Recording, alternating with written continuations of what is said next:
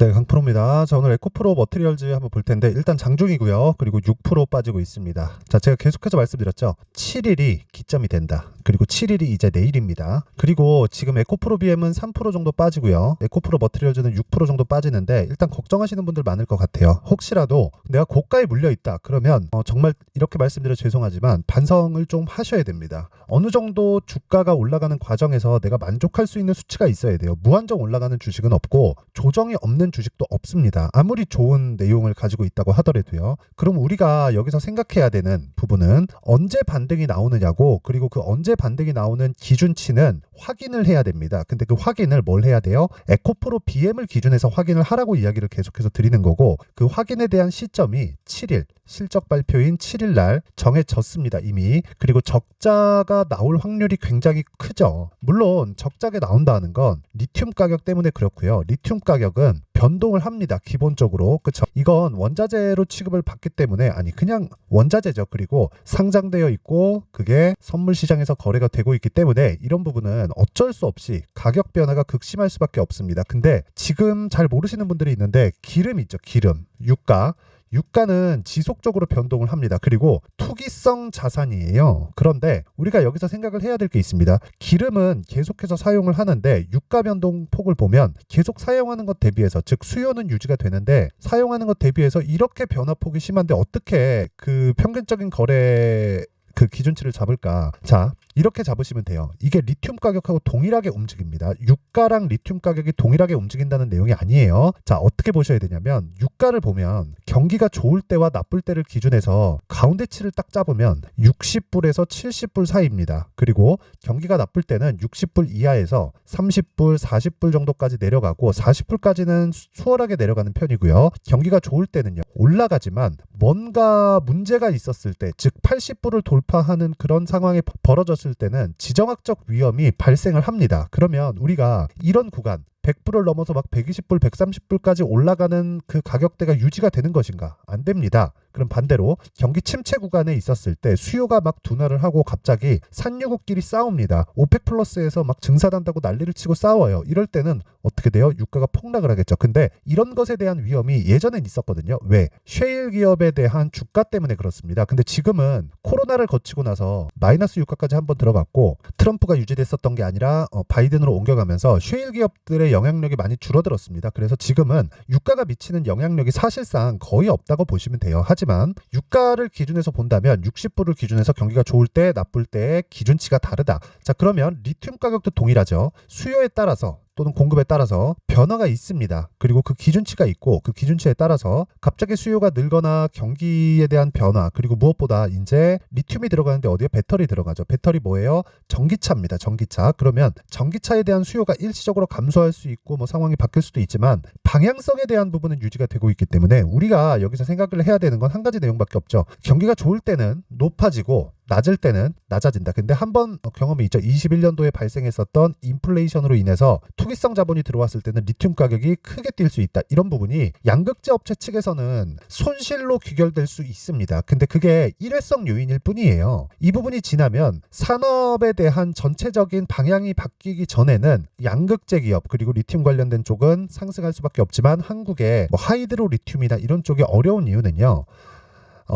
구조 때문에 그렇습니다. 이쪽에는 뭔가 막 광산 개발했다 막 이런 쪽으로 붙으니까 그래요. 근데 포스코 홀딩스나 뭐 에코프로나 이런 쪽은 너무 많이 올라서 내리는 거지 이런 부분에 대한 리스크를 지금 가격에서는 없다고 보시면 됩니다. 근데 지금은 왜 이렇게 어려워요? 사실상 23년도에 많이 올랐고 그런 부분에 대한 충격을 받고 있는 것이지만 그런 과정에서 공매도가 끼어 있기 때문이다. 우리는 이 공매도 자본을 적절하게 이용할 필요가 있고 그러기 위해서는 철저하게 가격에 대한 부분을 인정하고 들어가야 된다. 그리고 철저하게 확인해야 된다. 자, 제가 2월 들어서도 그리고 1월 달에도 계속해서 이야기를 드렸었던 게 LNF 실적이 딱 나오자마자 적자 2,800억이 찍혔습니다. 그러면서 주가 반등해요. 물론 그 뒤에 테슬라 실적도 박살이 났고 그리고 에코프로나 뭐 이런 쪽도 안 좋다는 이슈가 지속되면서 LNF도 다시 밀린 건 맞아요. 그런데 제가 확인해야 된다 그랬고 LNF는 단기 결과적으로 에코프로 BM으로 와야 되고 에코프로 BM이 움직이는 것에 따라서 에코프로 머트리얼즈 같은 경우에도 강세를 보일 수밖에 없는 구조를 갖추고 있습니다. 왜? 양극재를 만들기 위해서는 전구체가 필요하고 양극재는 전구체 플러스 리튬이기 때문에 그렇습니다. 자, 그럼 답 나왔죠. 리튬 가격으로 인해서 변화 요인이 되는 건 에코프로 머트리얼즈는 아니다. 하지만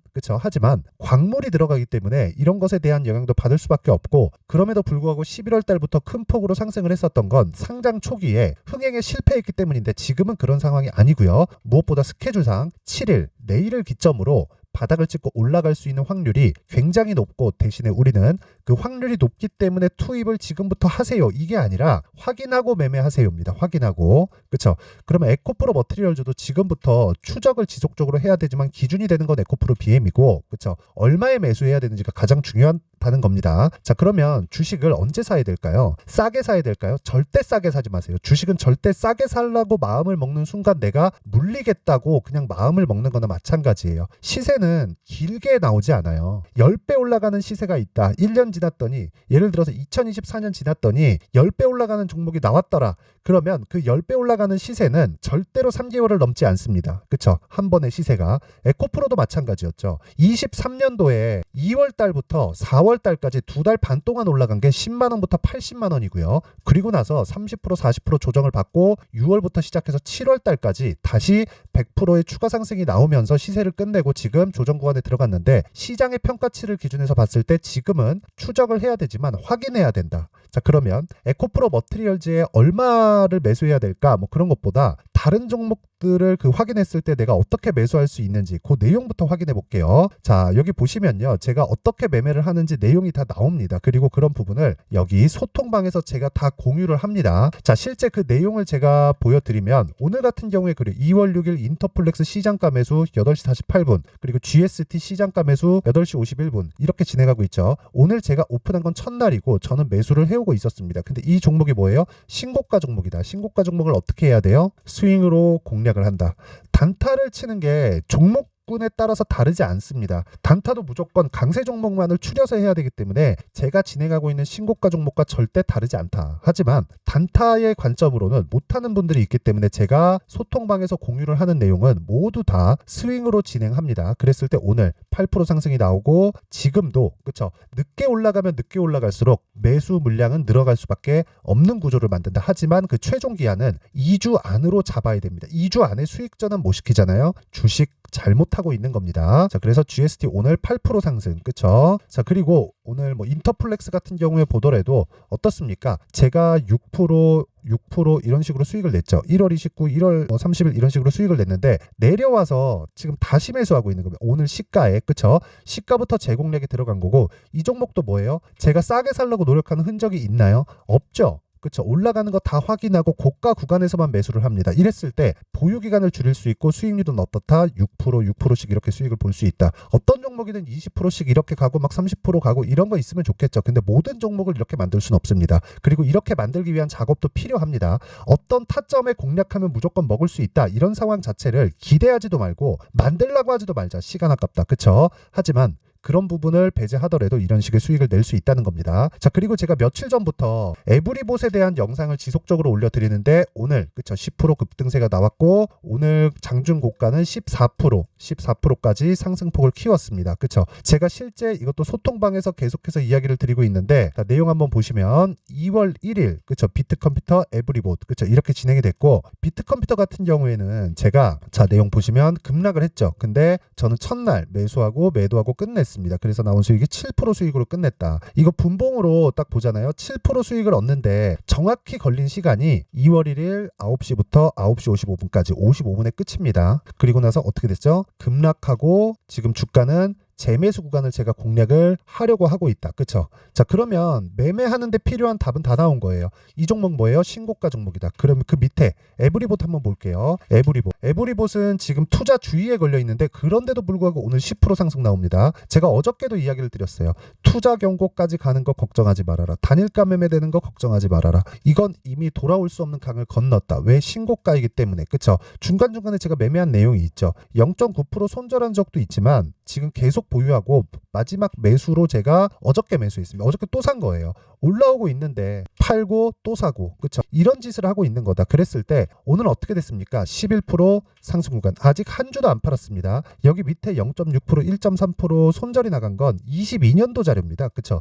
22년도에 제가 매매를 했었던 내용이고, 모든 종목이 막 20%, 30%씩 터지는 것은 아니지만 이렇게, 그쵸? 내가 2주 안에 손실의 위험을 막을 수 있는 최대 한도가 여기까지다. 이거 분봉으로 돌려도 마찬가지입니다. 분봉으로 돌려도 어떻습니까? 제가 마지막으로 매수한 게 여기입니다. 그쵸? 정확하게 2월 2일 12시 10분에 한 번 들어갔고, 그리고 2월 5일 어저께죠. 10시에 한 번 더 들어갔습니다. 딱 그랬을 때 어떻게 돼요? 어저께 고가 하락했고, 그쵸? 그 매수가에서 정도에 끝났고, 오늘 10% 상승해서 지금 등락 중에 있다. 언제 팔까요? 떨어지면 팝니다. 그쵸? 떨어지는 파는 구간에서 내가 추가적으로 올라가는 거 어쩔 수 없고, 떨어지면 팝니다. 그냥 그게 끝이에요. 거기서 20%가 될지 30%가 될지 저는 그때 가서 판단을 할 거고, 이런 구간에서 내가 판단을 해야 될 건 2주 안에 나올 수 있는지에 대한 부분입니다. 자, 그러면 완성돼 있는, 그쵸? 완료돼 있는 매매를 보더라도, 예를 들어서 뭐 HLB 같은 경우에 보면, 그쵸? 제가 매수해서 매도까지 정확하게 4일 걸렸고 31%, 그쵸? 그리고 어버브 반도체 같은 경우에도 뭐 최근에 급락을 조금 했는데 저는 매수해서 매도했고, 이렇게 매매를 끝냅니다. 21%. 그쵸? 바이오와 반도체는 1월 달부터 지금까지 시장이 안 좋은데도 불구하고 계속 강세를 보이고 있죠. 그런 부분을 신고가 구간에서 공략을 한 겁니다. 싸게 사는 게 아니란 거죠. 그래서 내가 자꾸 주식을 고가에 팔라 그런다, 싸게 살라 그런다, 이런 걸로 인해서 시간을 계속 보내잖아요. 그러면 절대로 돈 못 법니다. 그쵸? 누구도 그런 식의 이 방식을 취해가지고는 절대 돈 못 법니다. 그래서 신고가 구간에 내가 적절한 구간에서 내가 매매를 해서 돈 버는 방법을 한번 배워보고 싶다 하시는 분들은 소통방에 들어오세요. 제가 2월 달에 어떤 식으로 매매를 진행하는지 강의를 계획하고 있고요. 그리고 제 매매 타점을 모두 공유를 합니다. 그래서 여기는 무료로 진행을 한다. 채널 성장을 위해서. 자, 그래서요, 배우고 싶다 하시는 분들은 구독과 좋아요 꼭 좀 부탁드리고요. 상단에 있는 전화번호로 소통, 자, 소통이라고 문자를 보내주시면 제가 소통방 입장 링크를 순차적으로 공유를 해드리도록 하겠습니다. 자, 그리고 제가 강의를 준비하고 있다고 했는데 이 내용입니다. 종목을 찾아야 되기 때문에 신고가 검색기, 그리고 어떻게 가격을 잡아야 될지 봐야 되기 때문에 수익 모델에 대한 자료,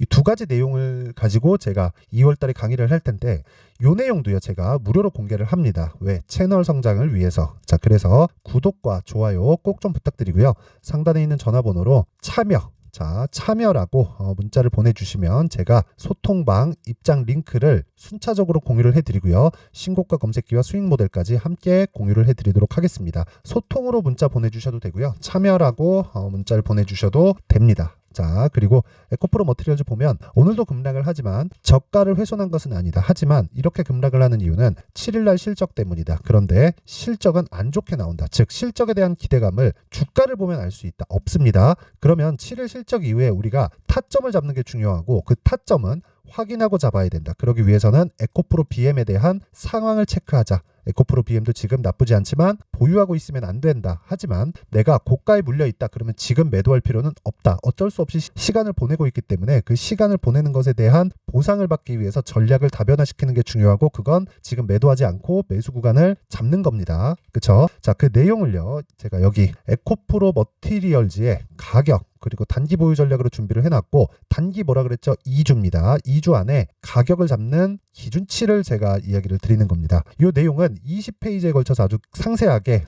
내용 준비를 해놨는데, 이것도요 제가 채널 성장을 위해서 무료로 공개를 하고요. 무엇보다 중요한 건 구독과 좋아요입니다. 그쵸? 구독과 좋아요 꼭 좀 부탁드리고요. 상단에 있는 전화번호로 머티라고 문자를 보내주시면 제가 에코프로 머티리얼즈의 가격과 단기 보유 전략을 함께 공유를 해드리도록 하겠습니다. 자, 항상 시청해주셔서 감사드리고요. 그리고 무엇보다 신고가에 대해서 제가 계속해서 강조를 드리고 있죠. 그만큼 중요하다는 것이기 때문에 제가 2월 달에 있는 기업 밸류업 프로그램, 그리고 4월 달에 있는 총선까지 어떤 식으로 신고가 종목을 공략해야 되는지 그 내용에 대한 부분을 제가 상세하게 준비를 해놨으니까 영상 끝까지 시청하시고 모든 분들이 성공 투자하셨으면 좋겠습니다. 자, 24년도가 돼서도 시장은 여전히 어렵습니다. 자, 근데 시장은 항상 어려울 거예요. 앞으로도 계속해서 어려워질 겁니다. 자, 근데 제가 매월 대시세 종목을 구독자분들에게 공개를 합니다. 자, 내용을 보면 12월 달에 실제 공개를 했었던 강프로의 대시세 종목에 대한 내용인데,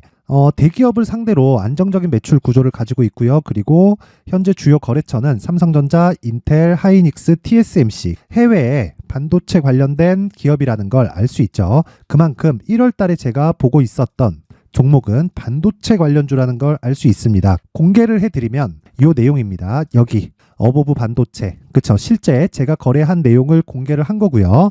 수익에 대한 크기를 보면 공략한 시점, 제가 가격대를 함께 공개를 해드렸는데 공략한 시점부터 21%의 수익 마감이 된 것을 확인해 볼 수가 있습니다. 자, 근데 지금도 마찬가지입니다. 지금은 어떤 이슈가 있을까요? 2월 달에 발표한다는 기업 밸류업 프로그램이 있죠. 근데 그걸로 인해서 지금 2월 달에 발표한다고 이야기가 나온 상황이고요. 무엇보다 우리가 생각해야 될 내용은 한 가지입니다. 어떤 이슈나 그리고 어떤 상승할 수 있는 내용으로 인해서 주가가 올라가는 것은 맞죠. 하지만 가격이 먼저 반영한다는 걸 반드시 알고 있어야 되고, 그런 내용에 대한 파악이 되었을 때, 그쵸? 여기 어버브 반도체처럼 21%, 그쵸? 대략 3에서 4일 동안 20% 이상의 수익을 먹을 수 있고요. 그리고 여기 HLB 같은 종목처럼 대략 일주일이 채 되지 않는 기간 동안 30%의 수익을 낼 수 있습니다. 자, 그러면 답은 나왔어요. 재료에 대한 부분보다 중요한 게 가격이다. 자, 근데 지금 시장에 쏠려 있는 게 뭐죠? 2월 달에 발표하는 기업 밸류업 프로그램에 대한 내용이죠. 자, 그러면 우리가 이쪽에다가 지금 집중을 해야 될까요? 그 내용을 한번 보겠습니다. 기아차의 차트를 보면요. 1월 24일 날 정부단에서 입김을 불어넣은 이후에 시세가 강하게 발생한 것처럼 보이지만 애초에 12월 달부터 신고가를 달성했다는 걸 확인할 수 있습니다. 자, 그러면 우리가 스케줄을 따져봤을 때 우리가 어디를 봐야 될까요? 4월 달 총선을 봐야 됩니다. 드디어 때가 온 거죠. 4월 달 총선이 끝나면 그 뒤엔 뭐가 있죠? 대선 전국으로 들어갑니다. 그러면 우리는 4월 달 총선부터 시작해서 대선까지 이어질 수 있는 종목을 찾는 게 정말 중요합니다. 그게 정부 정책의 방향과 그리고 스케줄에 맞춰서 가는 거예요. 정치적인 상황에 따라서 주가가 움직이는 걸 우리는 수도 없이 많이 봐왔기 때문에 스케줄에 맞춰서 가는 게 지금으로서는 답이 될 수 있습니다. 그리고 무엇보다 어느 정도의 시세를 내는지 그 첫 번째 단계인 상황을, 그쵸? 제가 12월 달 밝혀드렸었던 대시세 종목으로 이미 공개를 해드렸기 때문에, 그쵸? 어떻게 제가 매매를 했는지까지 다 보여드렸습니다. HLB처럼, 그쵸? 31.9% 걸린 시간은 4일밖에 되지 않죠. 이 종목을 제가 가격과 그리고 어떤 종목인지를 애초에 12월 달부터 공개를 한 겁니다. 자, 그러면 지금도 마찬가지예요.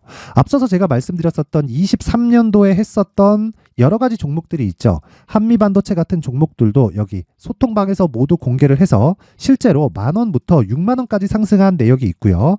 왜 공략을 했는지를 제가 다 공개를 해드렸습니다. 근데 지금도 마찬가지라는 거죠. 정부 정책의 방향에 맞춰서 또는 선거 스케줄에 맞춰서 매매를 이어가야 될 때가 됐고요. 제가 총선 관련된 큰 시세가 나올 수 있는 대시세 종목을 준비를 해놨습니다. 길게 말씀드리지 않겠습니다. 모든 종목들은 신고가를 달성하면서 대시세 준비를 하게 되고요. 신고가를 공략했을 때 내가 시장에 주도주를 잡을 수 있는데 지금은 총선에 집중하는 게 맞다. 그래서 총선 관련된 그리고 대선까지 이어질 수 있는 종목을 준비를 해놨는데 지금부터 준비를 하셔야 나중에 고가에 올라가서도 꾸준하게 매매를 이어갈 수 있습니다. 자꾸 막 손절하고 매매하는 과정에서 너무 어렵다 하시는 분들은요. 이 종목 딱 받아가서 큰 수익 내셨으면 좋겠고요. 이 종목은 상단에 있는 전화번호로 대시세라고 문자를 보내주시는 분들에 한해서만 제가 총선 그리고 대선까지 이어질 수 있는 종목을 공개해 드리도록 할 테니까 상단에 있는 전화번호로 대시세라고 문자를 보내주시고요. 그리고 구독과 좋아요 꼭 좀 부탁드리겠습니다. 시장은 정말 어렵습니다. 자, 그래서 모든 분들이 성공 투자하셨으면 좋겠고요. 기본적으로 가격에 대한 파악을 하면서 큰 수익을 내셨으면 좋겠습니다.